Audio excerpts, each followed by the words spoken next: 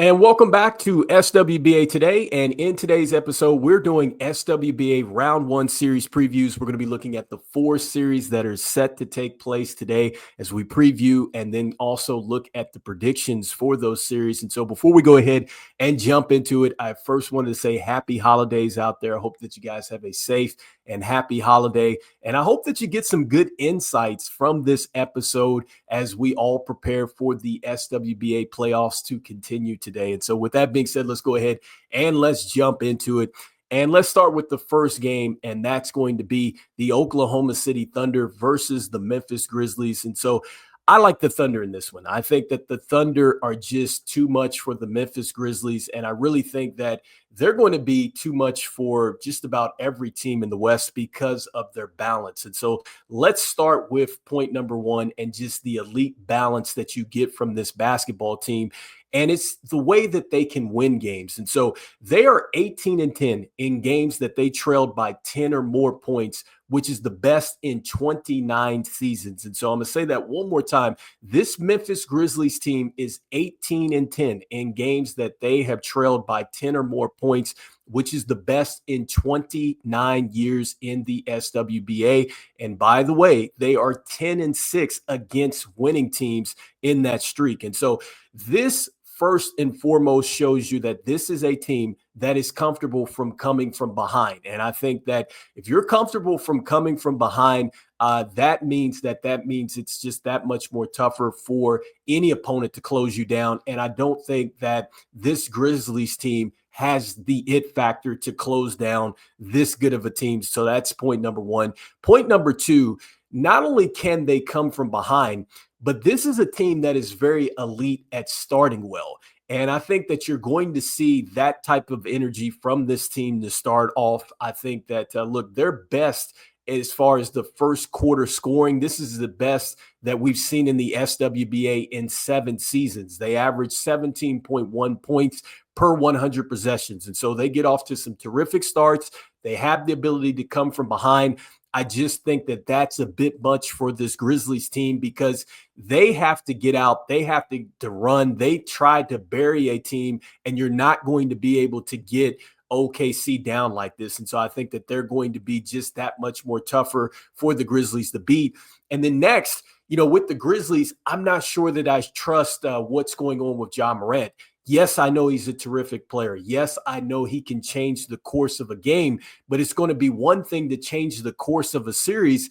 And to start off, this is going to be a tough start for him because this is the 3rd game in 6 nights for Ja Morant.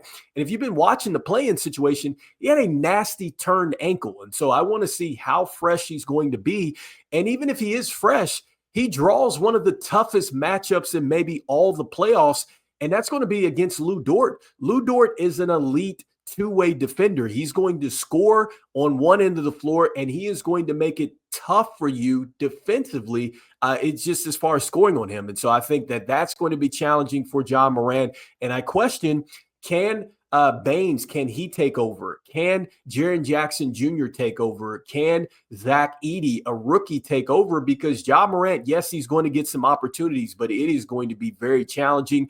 And then, with the Thunder, they also have an elite team just all together defensively. The way that they nailed down their concepts and things like that, they're very much attached just on one string defensively. And so it is very difficult to score on this team. And so this is why I like the Thunder to advance in this series. The one thing that I will say about this Memphis Grizzlies team is they're 42-11, which is 12th best when it comes down to leading. So if they have a double-digit lead, they're 42-11, which is 12th best. But I think it's going to be very tough to execute against a team like the Thunder, who has really been clicking on all cylinders. In fact, they just led the entire SWBA with 68 wins. And so like the Thunder to advance. And so next up, we're going to be talking about the next game that is set to take place here. And that's going to be the Orlando Magic versus the Boston Celtics. And so look, much like the Thunder, I like the Celtics a ton in this series. Now, I do think that this is a series in which I see the Orlando Magic maybe getting a game. perhaps maybe 2 games in this one, because I don't think that the Boston Celtics are going to outright sweep them, because you do have to give the Magic some credit here, because they are one of 4 teams that have beat the Celtics in the season series this year. Now, with that being said, you have to look at those games and you'll see that there were people that were missing in those games. And that's why you kind of throw out what happened in the regular season. And so you had some players that were out on both sides. And so certainly that kind of would, change the course of that type of game. And then now you're in a playoff situation where you have teams that can lock in on you. The game is going to slow down, which actually favors the Orlando Magic, because defensively, this is the best 3-point defensive team in all of the SWBA. That's what the Orlando Magic do. But on the contrast to that, you got the Boston Celtics. They are a great 3-point shooting team. And so I just think that they're going to be able to knock down enough 3-point shots. And that's not the only way that this Celtics team could beat the Orlando Magic. You got to think about the fact that they do have some bigs. I think that you have Horford. You also have Porzingis. He's going to be able to score. And I think really the X factor for the Boston Celtics in this series is going to be the others. I think that when you look at Peyton Pritchard, I think that he's going to have a hand in this. You got Sam Hauser. Like, they have so many ways that they can carve you up. And I just think that the Celtics are going to be a bit much in this game, even though you have a very good ranked defensive team in Orlando, because not only are they good against the 3-pointer, they're the second best team in all the SWBA as far as the defense is concerned, but they're 27th in offense. And so that is where the real concern is with the Orlando Magic. They don't score enough to keep up with the Boston Celtics, and you know that the Celtics are going to go off and really get on a tear. And so, we're looking at Jaylen Brown on the screen. Keep in mind that coming into this, he had to get some injections into his knee. And so it'll be interesting to see what type of Jaylen Brown we get out there. If he's ready to go, you can forget it. The Orlando Magic are going to have a very challenging first game or two with these Boston Celtics on the road. And so next up, the next game that is set to take place is going to be the Miami Heat versus the Cleveland Cavaliers. And so, look, I think that this series is going to be, a lot more tougher than, maybe what it looks like on paper, because when you look at the Cleveland Cavaliers, you look at the way that they've been able to win games. They've been able to win by a lot of 20 pieces and things like that. But this Miami Heat team, it's a tough team. And I think that a lot of people are maybe discrediting kind of what the Miami Heat have done. This team has been very solid since they traded Jimmy Butler. And I got to give them a ton of credit, because they had lost 17 of 21 games, and they had a 10-game losing streak, which was the longest in 17 years for the franchise. And for them to be able to pick themselves up, to get into a position to qualify for the playoffs and be the first team that's been a 10th seed to do it, it just really goes into just how tough that this Miami Heat team is, and just the Miami Heat culture. Now, with that being said, I think it's going to be tough against this team, because I think that the Cavs have been clicking on all cylinders. They've had the second best record in all the SWBA. Donovan Mitchell has found a way to get out of round one. I think that he's going to do it again. And I think that, look, this is going to be all about the Cleveland Cavaliers showing everybody that they're for real. Coach Atkinson just won the SWBA Coach of the Year. And I think the reason why this Cavs team is better than they were last season is offensively, they've spaced the floor out. They maximize their possessions. And I think now it's all about them executing. And this is going to be the series to see that, because you're going to get some physicality from the Miami Heat. You're going against a coach in Coach Spoelstra, who is terrific at making these adjustments. And so I think that this is going to be a testing series, but I do think that the Cleveland Cavaliers get out of this. I think it is going to be a 6-game series, but I do think that the Cavs get out.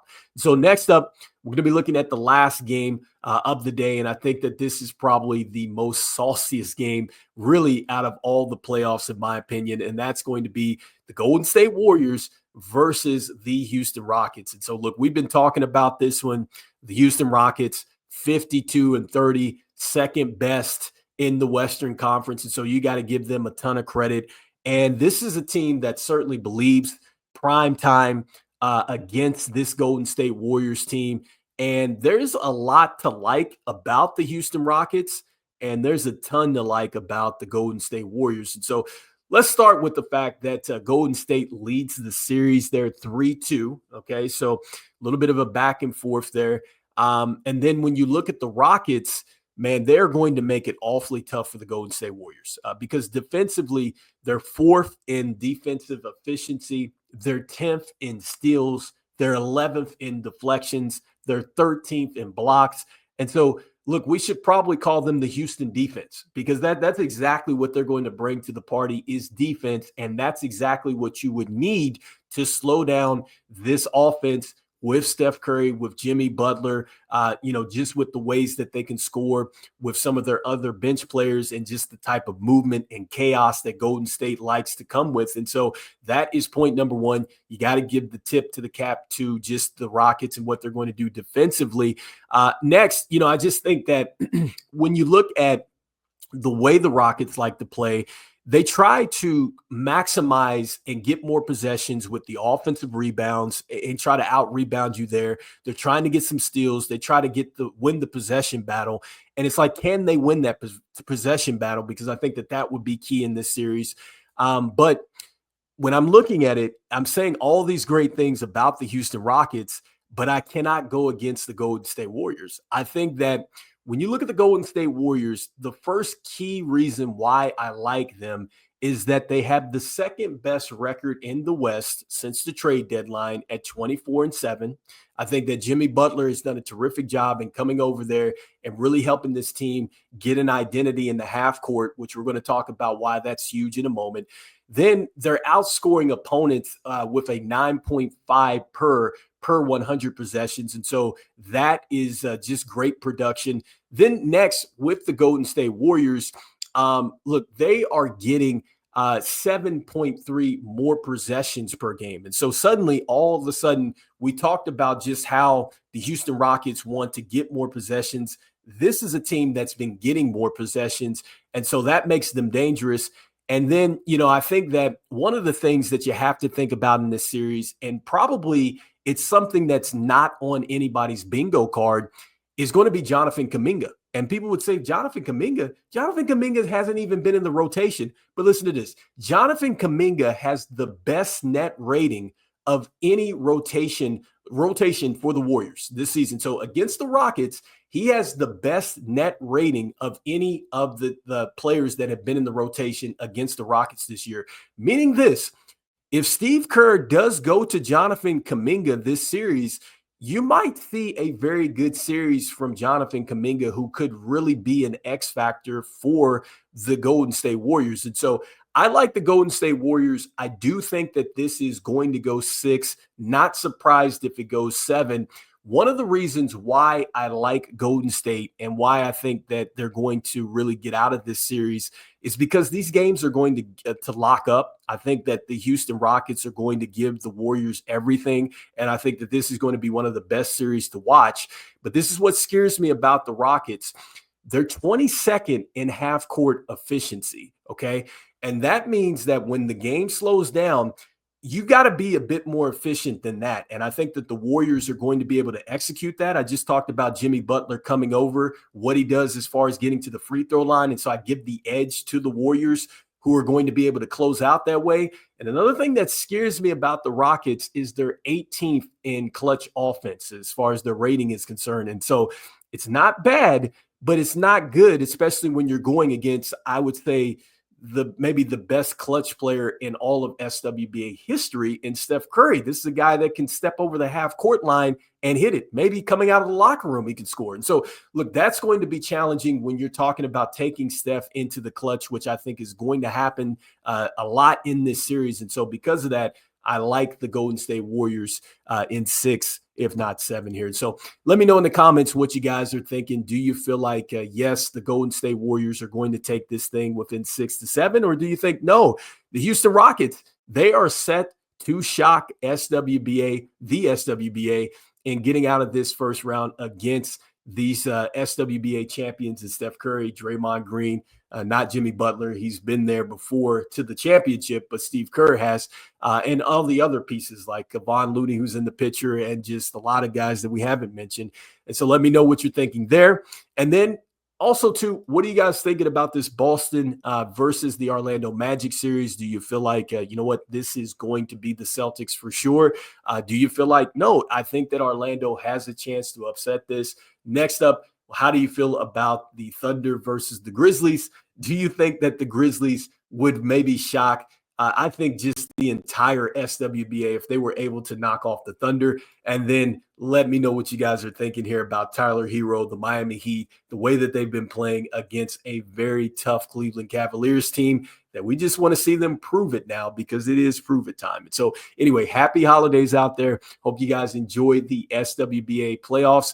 We'll be talking some more come Monday. And as we always say, see the game and be the game. I will see you guys on the next one. Peace.